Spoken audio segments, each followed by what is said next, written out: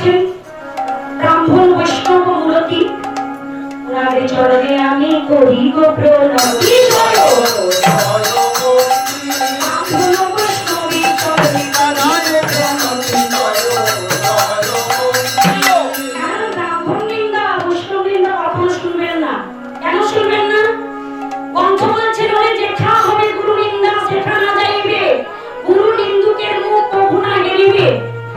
যেখানে গুরু নিন্দা হয়, যেখানে ব্রাহ্মণ গুরু, বর্ণশ্রেষ্ঠ ব্রাহ্মণ হলে কে তো গুরু, তাই না?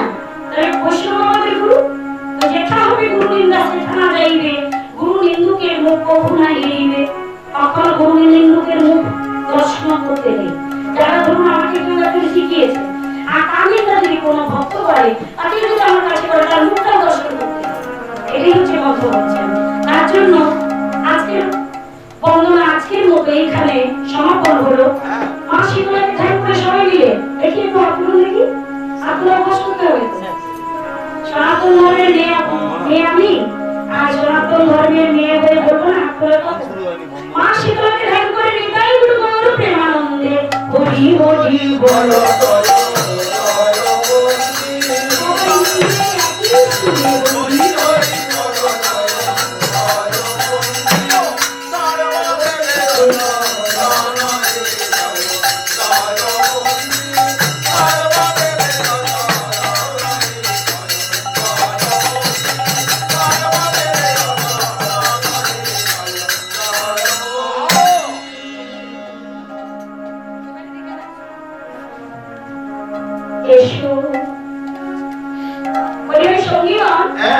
আজকে মা এসেছে আমাদের বাড়িতে, ভক্তের বাড়িতে, তাই মা এসেছে মোদের ঘরে।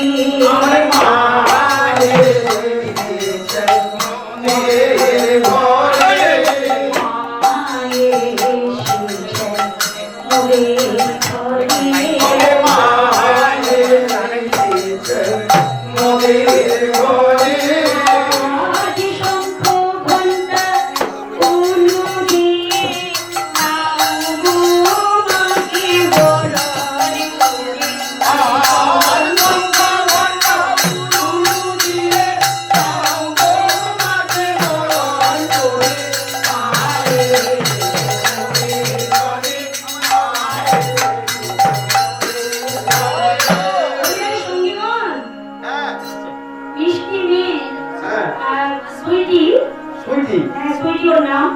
তবে ও তো রূপে লক্ষ্মী গুণেও সরস্বতী, এমনিতেও মা বর দিয়েছে।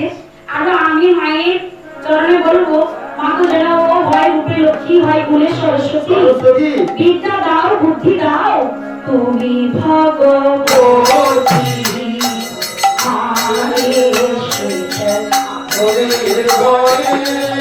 এবারে আমাকে দিদি বলে ঠিকই, কিন্তু মাতৃজ্ঞানে তিনি জ্ঞান করেন, আর মা বলেই আমাকে গায়ে ডাকেন। তবে উনি হচ্ছেন মায়ের বড় ভক্ত, যার বাড়িতে প্রতিটা বছর মা আসছেন। তো সারাটা 4-5 দিন ধরে তিনি ব্রত করেন, মানে কি বলবো, এখন ভক্ত পাওয়া যায় না। তো নীলু সামন্ত তিনি আমাদের স্টাফটাকে খুবই ভালোবাসেন। তো মায়ের বিশেষ করে মায়ের ভক্ত তিনি, তার জন্য প্রত্যেকটা শিল্পীকে মাল্যদান করলেন। তারপরে সঙ্গে সঙ্গে 20 টাকা করে দিয়েছেন, মাকে দিয়েছেন 100 টাকা। মা তো লক্ষ্মী রূপা হয়ে ওনার ঘরেতে বসিবে, মা তো উন্নতি করবে, ব্যবসাতে করবে, চাষে বাসে সব কিছু বেড়ে যাবে। মা তোমার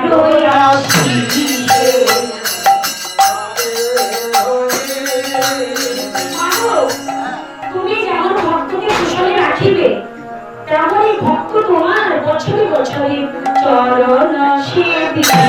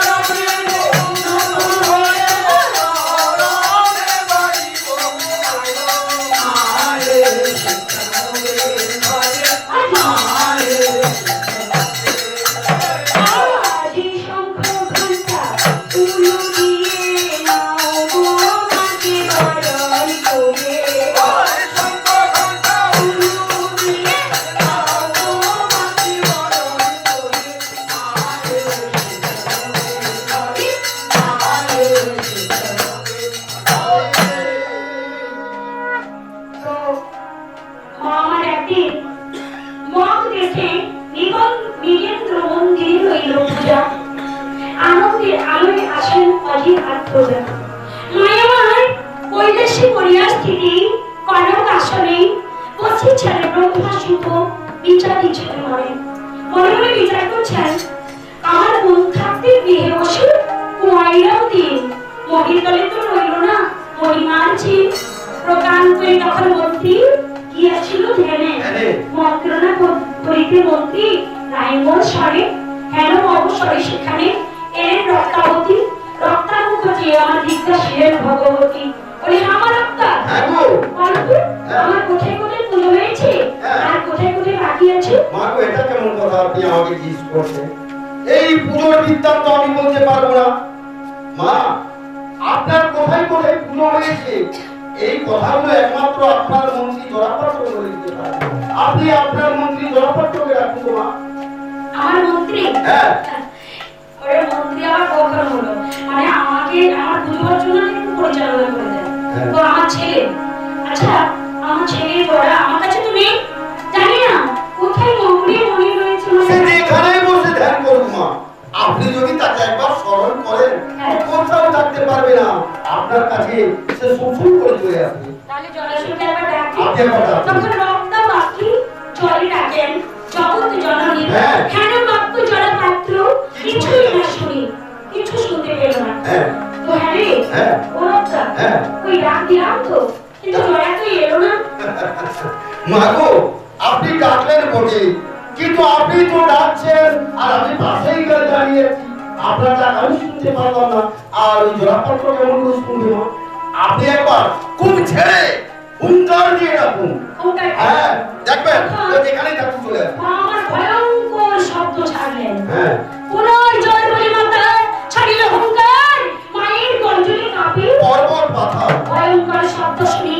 জলাশয়ের ধ্যান ভঙ্গ হলো ডাকছে আমার জননী শীতলা আমায় যেতে হবে ভালো হ্যাঁ। মায়ের উদ্দেশ্যে জলাশয় করেছি প্রয়াণ হ্যাঁ। শ্রীরামের কাছে যেমন গিয়েছিলেন মন্ত্রী জাম্বুমান বলে মাত্র দিয়ে জলাশয় কয়জন করি হ্যাঁ। কি কার্য করে না মহিমা মা ডাকিলে আমারে বলি বোঝা হ্যাঁ তোমায় কেন ডাকলাম কেন জানো মারবো কেন ডাকলেন আমার কোথায় কোথায় পুজো হয়েছে আর কোথায় বাকিয়েছে তুমি একটু বলতে পারবে বাছা এমন এমন কথা বললে আর কি মানে আমি তো ছিলাম ঢেলে আপনি হঠাৎ আমাকে স্মরণ করলেন আর আমি এখানে এসে পৌঁছাতে না পৌঁছাতেই আপনি ধরে বসলেন কোথায় আপনার পুজো হয়েছে আর কোথায় আপনার পুজো বাকি আছে এমন ওরা কথা বলে তো হবে না শুনুন আর শুনুন আগেকার যুগে রাজা মহারাজা বাদশা সামন্ত ওদের যেমন খাতা পতিয়ান রয়েছে না আমাদের তেমনি একটা পুজোর তালিকা রয়েছে পুজোর চাট পুজো চাট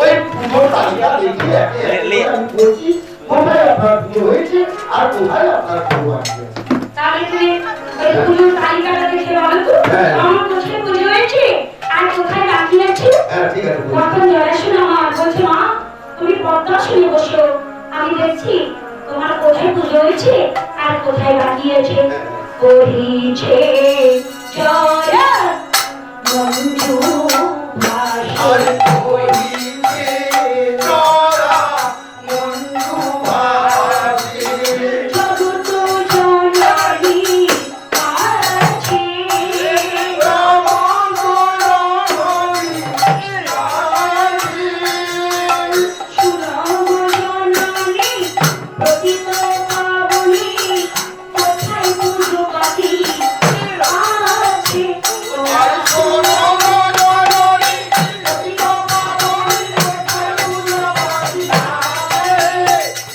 কইছে জরা মঞ্জু ভাসে কইছে জরা মঞ্জু ভাসে আজি বড় চরে চরে বলিলেন সোনো জননী কইছে জরা মঞ্জু ভাসে চোখে জন্মাইতে পূজা আরে কইলো ভগবান কইছে জরা মঞ্জু ভাসে আমার পিপি বাসক পূজে হ্যাঁ। অমর ভবনে হ্যাঁ। পানি যাতে করলো পূজা যত দেবী দেবী ভগবানে কইছে জরা মঞ্জু ভাসে এবার লঙ্কাকে পুজিল হ্যাঁ। রাজা দশরথ রাজা দশরথ লঙ্কেশ্বর রাজা রাবণ পুজো করেছে আচ্ছা সঞ্জীবনী পুরে পূজা করলো দেব দেবীগণ হ্যাঁ। ওই বাম আঙ্গুলের কোণে। মার নামে তো অভয়া নাম আছে। হ্যাঁ, কি? হ্যাঁ। 108টা নাম তো নেই। 108টা নামের মধ্যে বিপত্তারিণী এবং অভয়া এগুলো সব মায়ের নাম। আচ্ছা অভয়া নামটা কখন হলো? এই যে বলছে না জমে মেরে রেখেছিলে তোমার বাম আঙ্গুলের কোণে হ্যাঁ। জব্দ করে নিয়ে পূজা জমের ভবনে। আচ্ছা, তাই না? হ্যাঁ। তো মা শীতলাকে বলছে মা গো আবার তৃতীয় অনন্ত পুজো পাতালে পাতাল ভুবনে বাসু কিনা করলো পূজা মা। নহে নাগি গরে কহিছে তোরা মন্দু ভাবে। বাসু কিনা করেছিল পূজা। আরে নহে নাগি গরে কহিছে তোরা মন্দু ভাবে। তাই অঙ্গ ভঙ্গ কলিঙ্গতে হয়েছিল তোমার পূজা, অবশেষে বাকি থেকে গেল মা বিরাট নামে রাজা কহিছে তোরা মন্দু ভাবে। অবশেষে বাকি রইল মা। ওই বিরাট নামে রাজা কহিছে তোরা মন্দু ভাবে। তখন মা বলল হ্যাঁ রে হ্যাঁ, ও বাবা জোড়া হ্যাঁ, আচ্ছা অরুণ বরুণ জম যদি আমার পুজো করেছে হ্যাঁ। অরুণ বরুণ জমের চেয়ে কি বিরাট রাজার শক্তি বেশি? না না, তা কি করে হয় মা? তা কখনো হবে না। অরুণ বরুণ জম যদি আমার পুজো করেছে হ্যাঁ। তাহলে বিরাট কেন আমার পুজো করবে না? বিরাট নিশ্চয়ই পুজো করবে। মা গো, হ্যাঁ। বিরাটকে তো আমাদের পরিচয় আমরা দিই। আমাদের পরিচয় দিতে হবে, তার কাছে যেতে হবে, তবে তো হবে। পরিচয় দিতে হবে। হ্যাঁ। আচ্ছা পরিচয় দেব